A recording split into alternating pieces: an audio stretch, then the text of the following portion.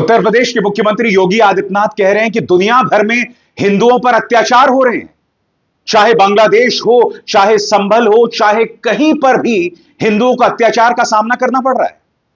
तो मुख्यमंत्री आदित्यनाथ, मैं आपसे बहुत सम्मान से एक सवाल पूछना चाहता हूं कि भारतीय जनता पार्टी सरकार किस खेत की मूली है? 11 साल से प्रधानमंत्री नरेंद्र मोदी देश के प्रधानमंत्री हैं। आप दूसरे कार्यकाल में प्रवेश कर चुके हैं, फिर भी हिंदुओं पर अत्याचार हो रहे हैं। 2014 से पहले तो हमने नहीं सुना था कि दुनिया भर में हिंदुओं पर अत्याचार हो रहे हैं। तो मैं मुख्यमंत्री आदित्यनाथ से समझना चाहता हूं कि अगर बांग्लादेश में हिंदुओं पर अत्याचार हो रहे हैं, तो भारतीय जनता पार्टी की सरकार के आने के बाद ऐसा क्यों हो रहा है? यह सवाल तो पूछा जाएगा ना। और सबसे बड़ी बात, इस्कॉन के मंदिर के प्रमुख पर अगर उन्हें गिरफ्तार किया गया है तो प्रधानमंत्री नरेंद्र मोदी खामोश क्यों हैं? सबसे शॉकिंग बात, एक प्रदेश के मुख्यमंत्री होते हुए मुख्यमंत्री आदित्यनाथ डीएनए की बात कर रहे हैं कि चाहे संभल हो, चाहे बाबर हो, चाहे बांग्लादेश हो, सबका डीएनए एक है। सबसे पहली बात, आपको इस सवाल का जवाब देना पड़ेगा कि जिस नफरती सोच का प्रचार प्रसार भारतीय जनता पार्टी करती है, उसका नतीजा यह है कि आपके राज्य में मुसलमानों को घर नहीं दिए जा रहे हैं। और संभल में जिन 5 लोगों को मौत के घाट उतारा गया था, वो किस धर्म के, यह भी मुझे आपको बतलाने की जरूरत नहीं है। सबसे पहले सुनिए दोस्तों, मुख्यमंत्री आदित्यनाथ ने कहा क्या।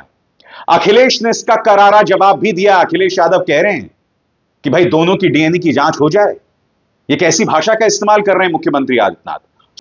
मुख्यमंत्री आदित्यनाथ से फिर से वही सवाल पूरी विनम्रता के साथ, बताइए आप दूसरी बार मुख्यमंत्री बने हैं, फिर भी हिंदुओं पर अत्याचार हो रहे हैं।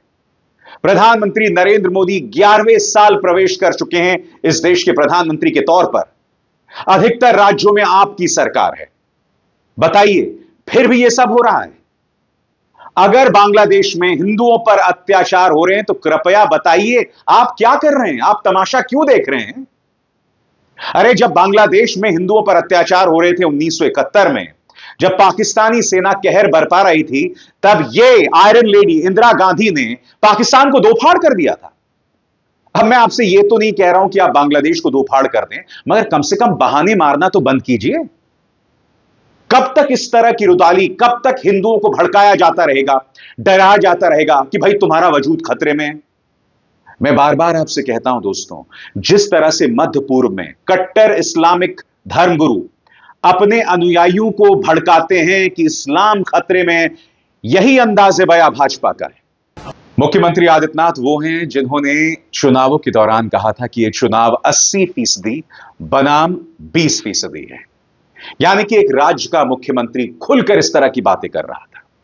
मैं नहीं भूला हूं कि लोकसभा चुनावों में प्रधानमंत्री ने क्या कहा था कि आपकी एक भैंस को घुसपैठियों को दे देंगे, ज्यादा बच्चा पैदा करने वालों को दे देंगे, आपकी एक बेटी घुसपैठियों को दे देंगे। यह बात अलग है कि ये लोग अब तक नहीं बता पाए हैं कि ये घुसपैठिए देश में घुस कैसे रहे हैं, क्योंकि ना संभल और ना झारखंड सीमावर्ती राज्य या सीमावर्ती शहर है।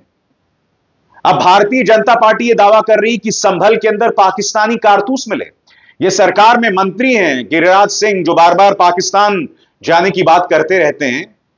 यह कह रहे हैं कि साहब संभल के अंदर पाकिस्तानी कारतूस मिले हैं, जिससे पता चलता है कि वह आतंकवाद का गढ़ है। तो मैं आपसे पूछना चाहता हूं, क्या संभल सीमावर्ती शहर है, पाकिस्तान से जुड़ा हुआ है? कैसे पहुंचे वहां पाकिस्तानी कारतूस? अब इस पर भी हम भाजपा सरकार से सवाल ना पूछें। आपका यह दावा कि घुसपैठिए झारखंड के अंदर है, हालांकि झारखंड की जनता ने उसे स्वीकार नहीं किया। पेट्रापोल में अमित शाह जाके कहते हैं कि हमें पश्चिम बंगाल की कमान दे दो, हम घुसपैठ रोक देंगे। अरे भाई, जो सीमा है वो अर्धसैनिक बलों के हाथ में है, तो ये लोग घुस कैसे रहे हैं? डीएनए की बात कर रहे हो। मैं आपको बतलाता हूं कि आपकी सोच का क्या परिणाम है मुख्यमंत्री आदित्यनाथ। मुरादाबाद की खबर देखिए, बहुत शॉकिंग खबर है दोस्तों। यहां पर डॉक्टर अरोड़ा ने एक और डॉक्टर जो कि मुस्लिम है, डॉक्टर इकरा, उन्हें अपना मकान दे दिया। नतीजा यह हुआ कि वहां पर जोरों से प्रदर्शन शुरू हो गया कि मुसलमानों को फ्लैट नहीं देना है, मुसलमानों को फ्लैट नहीं देना है। यह है भारतीय जनता पार्टी और गोदी मीडिया के जहर का परिणाम। यह आप मेरे समाज को बना रहे हैं, ये आप इस देश के हिंदुओं के एक बड़े तबके को बनाना चाहते हो, जहरीला, आसानी से जिसे भड़काया जा सके और आसानी से जिसे डराया जा सके। और माफ कीजिएगा, जो नागरिक आसानी से डर जाए, भड़क जाए, उसके मानसिक संतुलन हर गुजरते दिन के साथ बिगड़ता जाता है। और अगर हम इसी तरह से भारतीय जनता पार्टी की सोच का अनुसरण करते रहेंगे तो माफ कीजिएगा, हम आदर्श नागरिक नहीं बन पाएंगे। सुनिए मुरादाबाद के अंदर किस तरह के प्रदर्शन हुए थे, क्या क्या बातें कही जा रही थी। ये जो जहर है, जहां मुसलमानों को घर तक नहीं दिया जा रहा है, यह आपकी विरासत है, यह भारतीय जनता पार्टी की विरासत है। और आप डीएनए की बात करते हैं मुख्यमंत्री आदित्यनाथ, मुझे हैरत होती है। अखिलेश यादव, जैसे कि मैंने बताया, इस मुद्दे पर उग्र हुए हैं, उन्होंने करारा प्रहार किया है। अखिलेश यादव यह भी कह रहे हैं कि आने वाले दिनों में मैं संभल का दर्द समझने वहां जरूर जाऊंगा। कल ही याद कीजिए किस तरह से राहुल गांधी को रोक दिया गया था, संभल नहीं जाने दिया गया था, और फिर राहुल गांधी के खिलाफ लगातार झूठ चला। अखिलेश ये भी बताते हैं कि जो समाजवादी पार्टी के कार्यकर्ता पहुंचे और पीड़ितों से मिले, वहां पर जो अधिकारी हैं उन्हें सस्पेंड कर दिया गया। अब मैं समझना चाहता हूं कि क्या एक विपक्षी दल, एक मामला जहां 5 लोगों की मौत हो गई, जहां साफ तौर पर लॉ एंड ऑर्डर जो है वो चकनाचूर हो गया, वहां पर भी ना पहुंचे, वहां की भी दर्द को समझने की कोशिश ना करें। अखिलेश ने करारा ताना भी मारा है मुख्यमंत्री आदित्यनाथ पर। बकौल अखिलेश यादव, हमारे उत्तर प्रदेश के जो मुखिया हैं वो दिल्ली का रास्ता खोज रहे हैं। महत्वाकांक्षाओं पर सवाल, इससे पहले भी जो रस्साकशी दिल्ली और मुख्यमंत्री आदित्यनाथ पर हो रही थी, उस पर भी करारा तंज कसा था अखिलेश यादव ने। सुन, अखिलेश कहते हैं कि आज ये सरकार किसी मुद्दे का जवाब नहीं देती। किसान मुश्किल में है, उसका जवाब नहीं दिया जाएगा। अग्निवीर मुश्किल में है, उसका जवाब नहीं दिया जाएगा। बेरोजगारी, महंगाई, इन तमाम सवालों का जवाब नहीं दिया जाता, इसीलिए संभल जैसे मुद्दे को सामने लाया जाता है। अखिलेश यादव यह भी कह रहे हैं कि इनकी कोई भी योजना ठीक से नहीं चल पा रही, इतना भ्रष्टाचार हो रहा है मुख्यमंत्री आदित्यनाथ की राज में।